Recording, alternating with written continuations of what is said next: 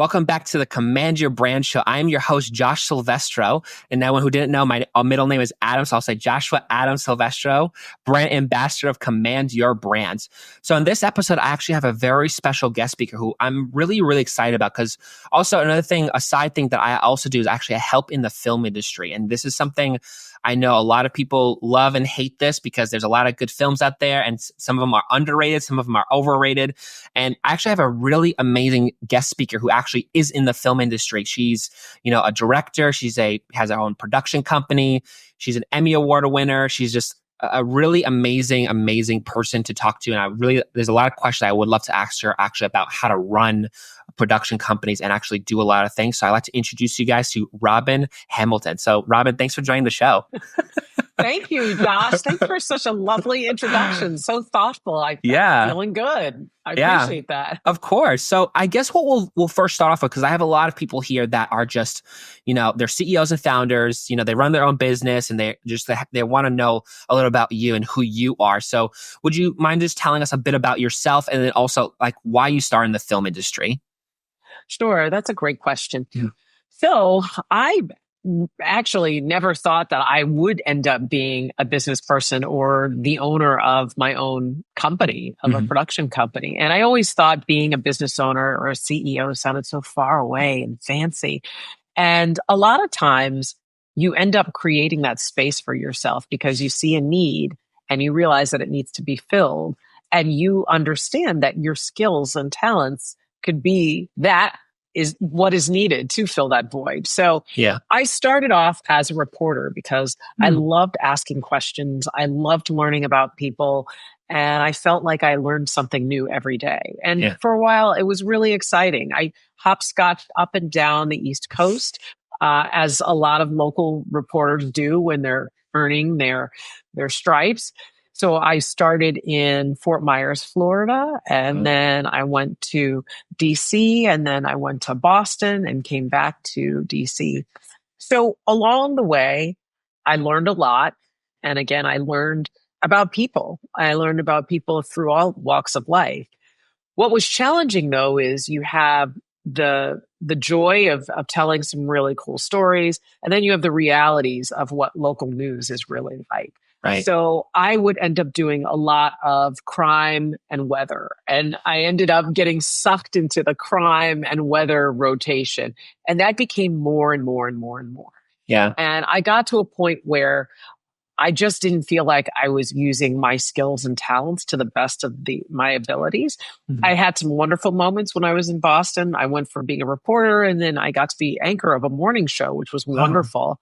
And then the morning show ended, as these things happen, and you go back to reporting. And there was one day where I was just covering a lot of really bad stuff, a lot of crime. And then right before Thanksgiving, I was stuck in a snowstorm. When I say stuck in a snowstorm, I mean I was covering the snowstorm.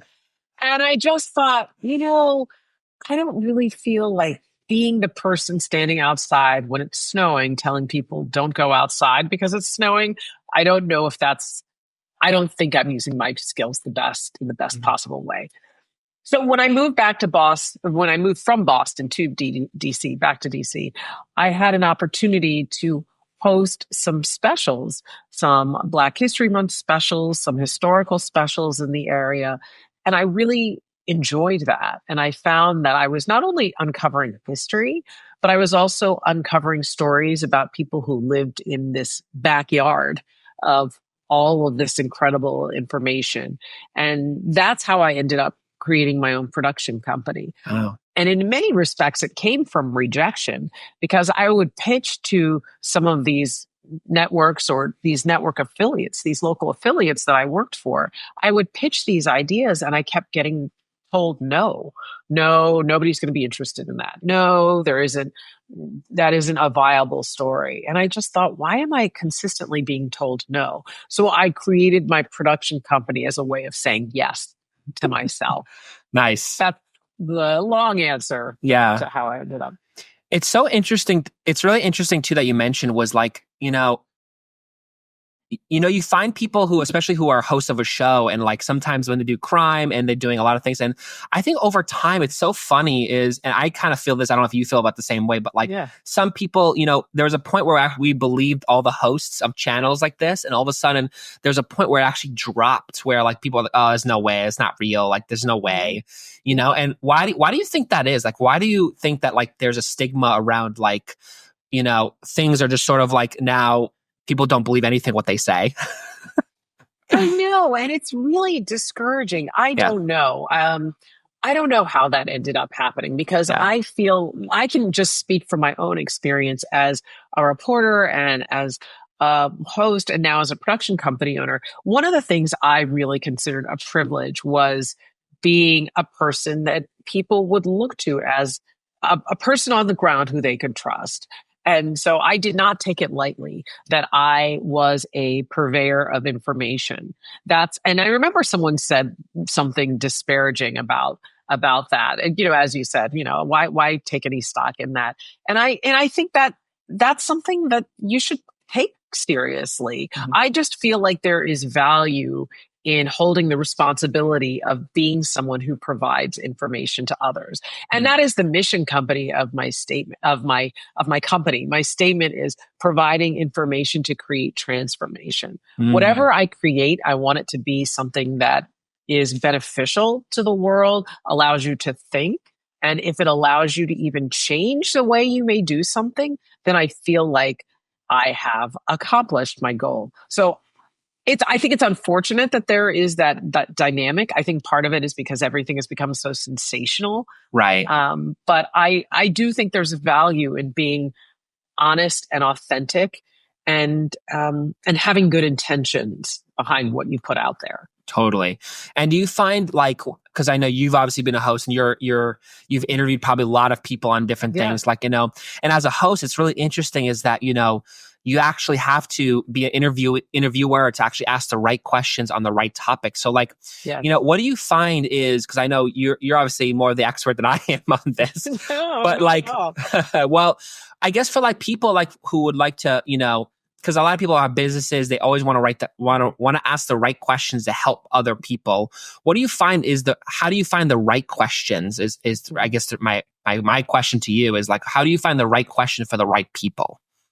Well, what I do is not only when I approach my own business, but say, for example, when I do videos for nonprofits as well. So I have these two arms of my companies. I have the films that I do that have been on PBS that have these stories about history. And then when I work for nonprofits, the whole purpose is, what is it that you are trying to accomplish? Who are you trying to reach? And why? What is your story? And why do you think that's important? So, for example, the nonprofits that I connect with, I ask them, what is your mission? What is your ultimate goal? What is the desire that you achieve? And that's really what storytelling is. Yeah. There is a desire to reach a certain point, a certain goal. And so, for example, I have done work for a nonprofit housing group. They create initiatives to create more affordable housing in specific areas of the country. And so when I do work with them, I ask them, well, what have you accomplished? What are you trying to accomplish? What are you trying to let people know who you are trying to raise money, for? And they really tell me, well, we look at who's hurting out there, who needs our help. And this is what we're doing to make that difference. Yeah. And so I think that's how I get those questions out of people. It's, what is your driving, motivating factor to do what you do? What is your desire to do what you do, and why? Yeah. Not to get too deep. Yeah. I find it's really interesting because, there's always a type of public for someone. And, a lot of great people, like you got to find your right audience and who you connect with the most. And I think that's super important because, there is an audience there that want help with something. You just have to figure out what the actual, the right problem that they're dealing with that people are going to have, like I'll give an example. I have a guy who was just on my podcast who was like, he was kind of going over like what's the biggest problem in companies is he found that, A, he was also really good at sales, by the way, but B was like people were having trouble with sales and their sales teams just suck so much that he literally had to just basically train every single business how to actually sell something. And now all those businesses that have trained are booming because they found the right reason why they were having trouble with that companies. So it was really fine. It was finding the right thing for the right audience. And I think that's super important. And I think, people should know actually who their audience is and actually how to promote them correctly. That is spot on. And that's one of the things that I learned when I started my own company too. Mm-hmm. I was really going into uncharted territory because I had this one arm where I wanted to create films. And so I had raised grants and raised money from grants and did that. But then when it came to the nuts and bolts of getting actual clients, it was kind of all over the place. And I really had to sit here and figure out, okay, who do I connect with best to find the best story? So I tried to do government contracts. That didn't work. I reached out and followed someone who did wedding videos, and that didn't work. And then I tried to do real estate and that didn't work. I mean, you really have to get clear about who your audience is. Right. And so honestly, I had not planned to go the nonprofit route per se, but I found that there are often the best place they can be the best places to tell the best stories, right? Because so often these are the people who are the underdogs, or their struggle or their journey sometimes is really the mission of the organization. And so I found that was how I connected with that audience. And in many respects, it was similar to my films. I mean, my films are about people who are often forgotten in history or who don't have a voice, a place to express themselves. And I ended up doing a lot of films about that. I did a film about Fannie Lou Hamer, who was a civil rights activist. I did a film about Mary Church Terrell, who was a suffragist. I did a film about two artists in Alexandria, Virginia, who nobody really knew anything about them. And they recreated these doll houses. Their artwork was recreating doll houses that reflected what their history was like. And that film ended up being a great example of why gentrification can harm a neighborhood when you erase a neighborhood's identity. So those are the stories that I think really resonate, and they're important. And there was an audience for that. Right. There was an audience because people who are interested in connecting to their history in that way, that really spoke to them. Yeah. One thing I find interesting, I guess, because you're bringing up the film industry, right? Like, in the film industry, it's such a fast, there's a point where it's super fast and then it's super slow, And what do you, so when you have when you're dealing with a fast type company and because obviously you're the CEO of your own company, you run production companies, you run different types of things. Like, what do you do? Like, because I know it's a very fast paced, but it's also like a very organized type thing. So like for people who are listening, maybe they have their own groups that are somewhat organized, maybe not so well organized, or maybe they want to get more organized with things. How do you organize people like that, especially in a production company that's just like all in on a film?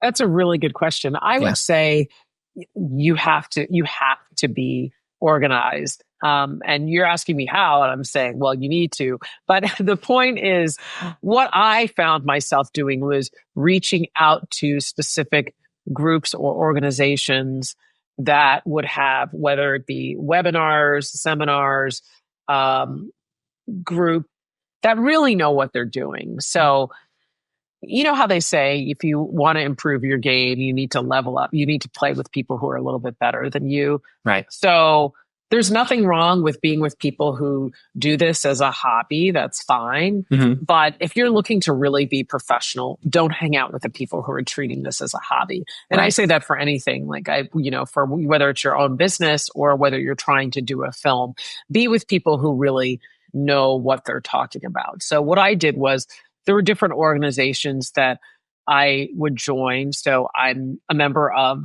SAG-AFTRA, for example, from my reporting background. I'm a member of New York Women in Film and Television, and I'll sit in on seminars, and you just get very crystal clear about what needs to be done. So I sat on a webinar about how to clearly run a production day and Right. how you need to be really organized from start to finish. Like, you can't mess around with the organization, because at the end of the day, if you're running an independent film, time is money. And if you're not organized, Yeah. you run out of you run out of daylight. You have the equipment for only a certain amount of time. Think about if you're paying your crew. I mean, that's no joke.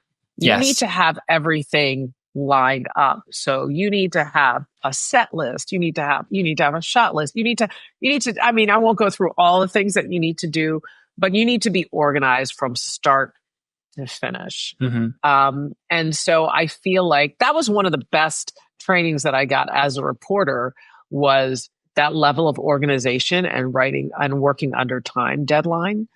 Because, again, when you're just starting out, and that's why it has to be fast. It's so fast paced. When you're starting out, you don't have a lot of wiggle room. Right. And I still treat my productions that way today. I have specific days that I do, that we have production days. I have specific days that I have editing days.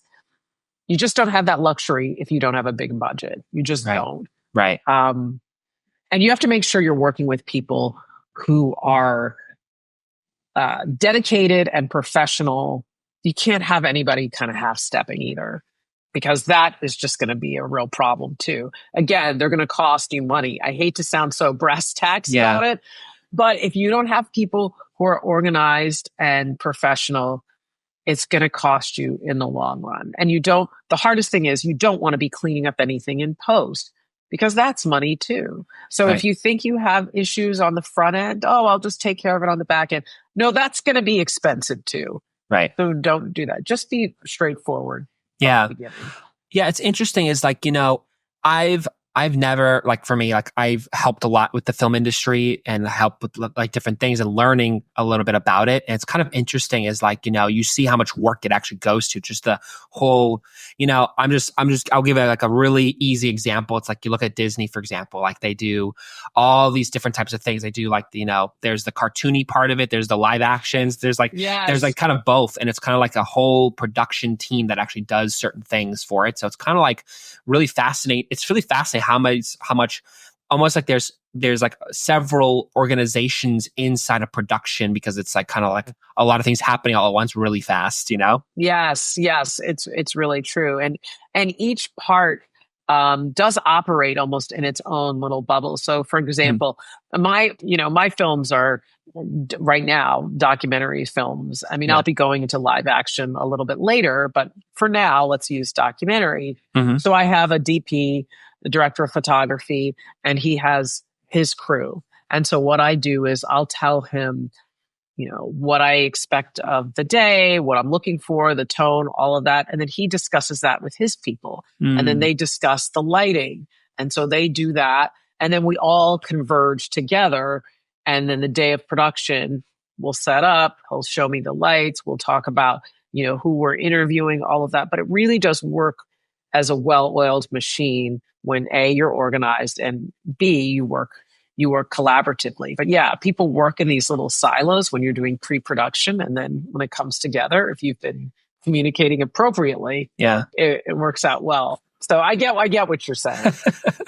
Yeah, it's kind of interesting. It's wild that, there's points where it's, in the film industry, it kind of ebbs and flows, if that makes sense. It kind of just comes and goes, How do you know I guess in your company, like, how do you know someone is the right fit for you? Like, how do you know that's this person is somebody I want to work with, and this is someone that I should work with, instead of there's some other person who's probably similar and they're also nonprofit, but maybe they don't have the same values or something. Like, how do you know what's the best fit for you? That's a really good question. And one of the reasons I think in some respects that the film industry can be so insular is because a lot of it is who you know. And I really hate it when people say that sometimes, because if you can't get a foot in the door, if you don't know anybody, then how do you even get started?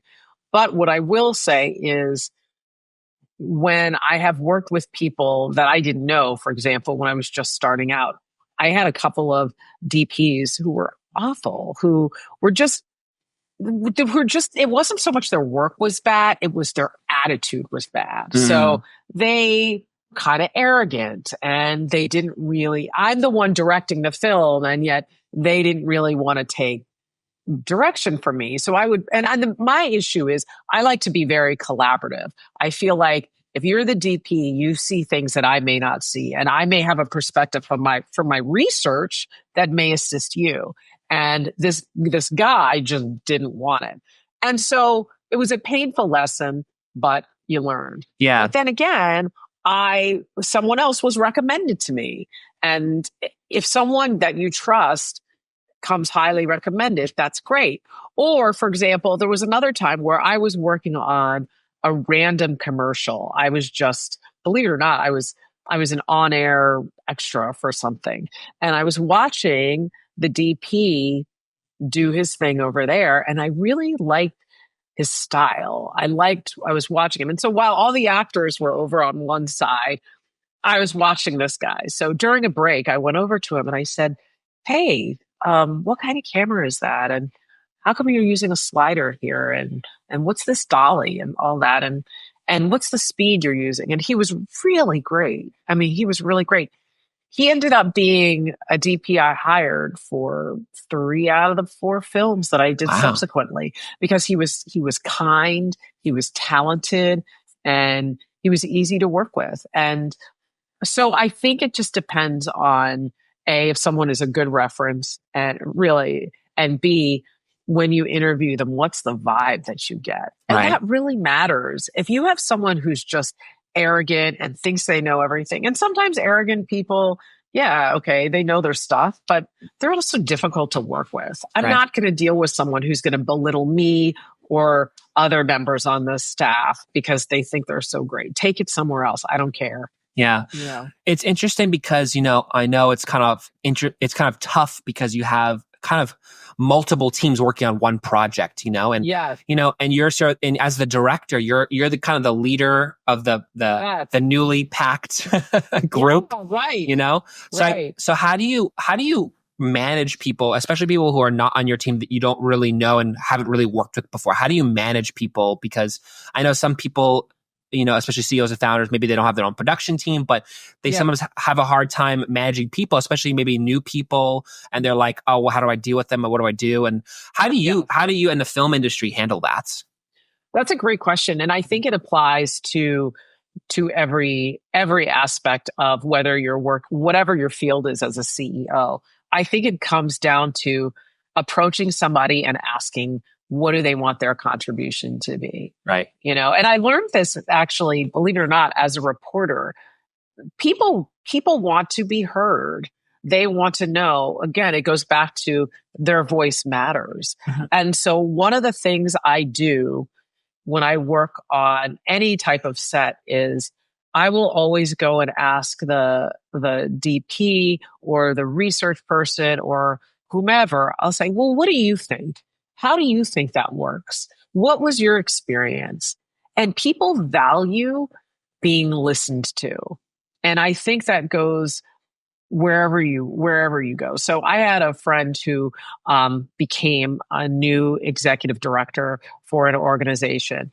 And she was pretty young. She was younger than a lot of the people that she was going to be managing. Yeah. And she said she did a listening tour. And I said, what's a listening tour? Yeah, what is that? I went to every person in each department. And I said, what do you need? What's working well? What isn't? What would you like to see happen? How can we work together? And I thought that was really great advice. And I think when you tap into listening to what people need, people really appreciate that. And that gives you currency in terms of working together. And it does end up being collaborative. Some people are, there's different types of leadership. Some people are top-down leaders. And I do like to look at myself as a collaborative leader because I feel like this is a project that we're all working on together. And if there's a mistake, something happens, we work it out, but ultimately the buck stops with me. Like, I have to make sure this finishes on time, on budget, but we do work as a team. I want it to be a team effort. Yeah. So I guess with nonprofits, like when you work with people like that, do you have like a checklist or something that you kind of check mark like a box, sort of like, not literally, but like something that shows, okay, this is someone that I can work with or someone I should work with or should not work with?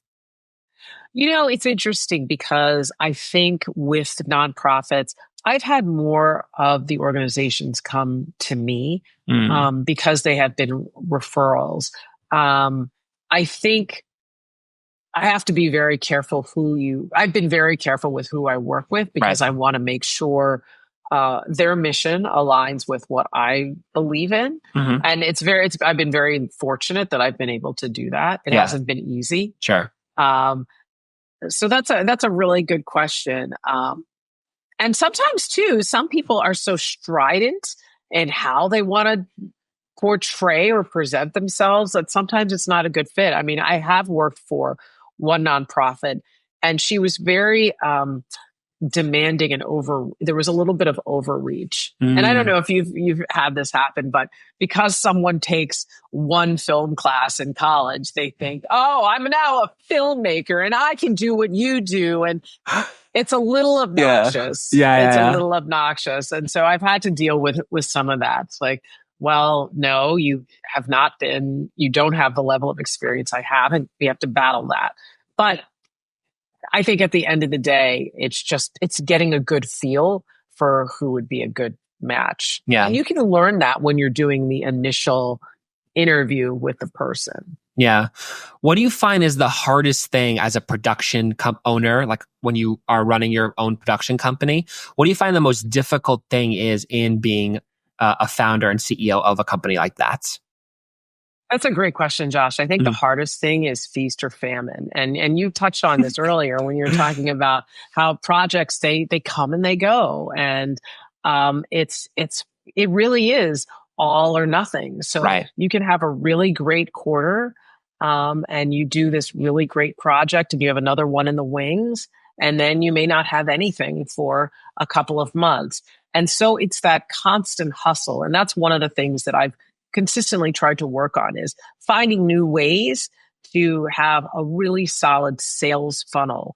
Because when you're doing, for me, my projects, they really are custom projects. You know, you have, whether it's a film or whether it's an organization's story for their 150th anniversary and they want a video to display that. Well, it's a one-time 150th anniversary. Yeah. And so you have to be careful about doing one and done. You need to make sure that you have a good sales funnel, and then you have another form of recurring revenue. And one of the things that helped me, again, gave me clarity on this, was I had someone do a financial audit on my company. So I was doing well, and I thought, hey, this is great. Why not? And the woman gave me a real hard talking to about how, all right, so great, you had a nice quarter. What next? And I said, well, she said, really, what is your forecasting plan? You need to find a way to have recurring revenue. So that's one of the reasons why I decided to create my content library, where people can, subscribe for a year and have access to all of my films, because that way I can continue to add content and people can continue to do it if they want, or they can pass my information on to someone else, because, it's a way for my work to live on while pursuing my newest project, if that makes sense. Yeah, I find it super interesting. Actually, I don't know if you've come across this, where like you meet people who aren't necessarily directors, but they're actually interested in what you do, and they love you the way you are, either your films or whatever. Yeah. And I always find there needs to be a lower step, because some people maybe can't afford what you're providing, what you actually do in your company, but maybe there are people that can build up from that. And I find that so fascinating, because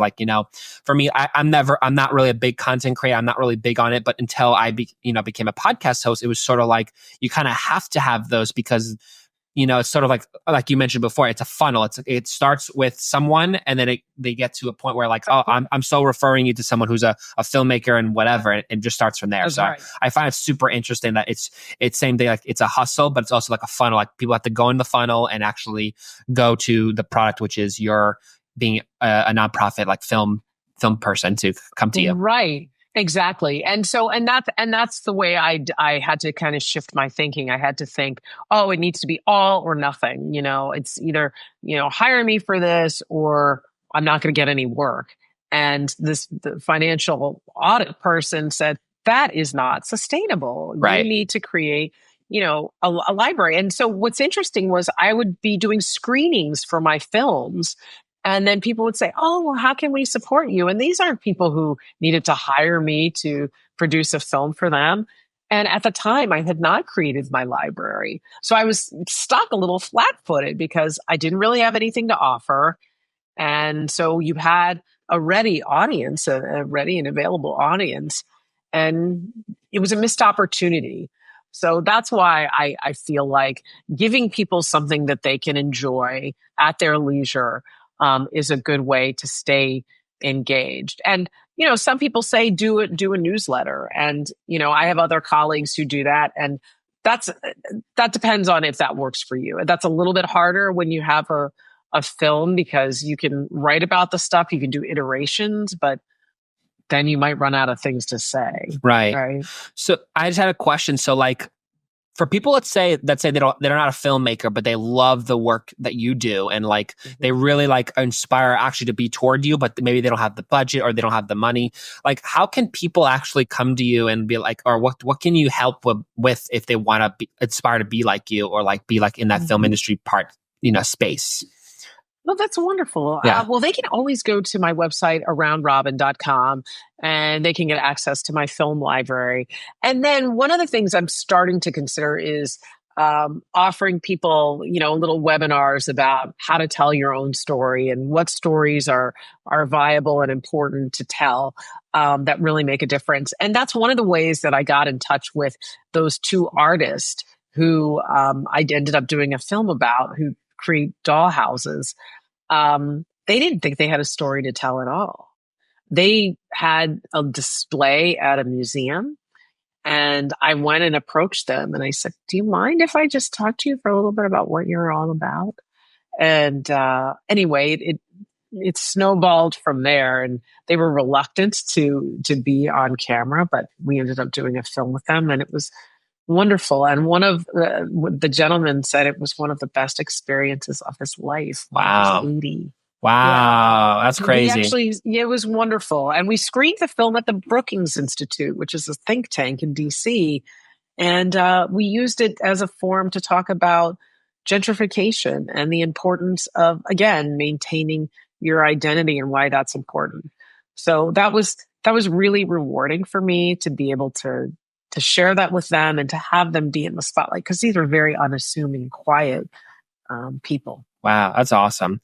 So I guess like, so I guess like my last question, just before we end here, I think you kind of mentioned it before. So I guess if people want to come to you and kind of find out a little bit more about you, or a little bit about how to they want to contact you, maybe they want to work with you, or they want to, maybe they want to be just like you, but like they want to learn they want to pick your brain about it. I don't know, whatever you want to say. How can people find and reach out to you? They can definitely go to my website, aroundrobin.com, and there's a little contact form, and just fill it out and I'll get an email and then we can set up a conversation. So aroundrobin.com. Awesome. Well, Robin, I really appreciate the time you've given me to actually talk to you about the film industry and just a lot how you run a production company. I really appreciate the time you've given.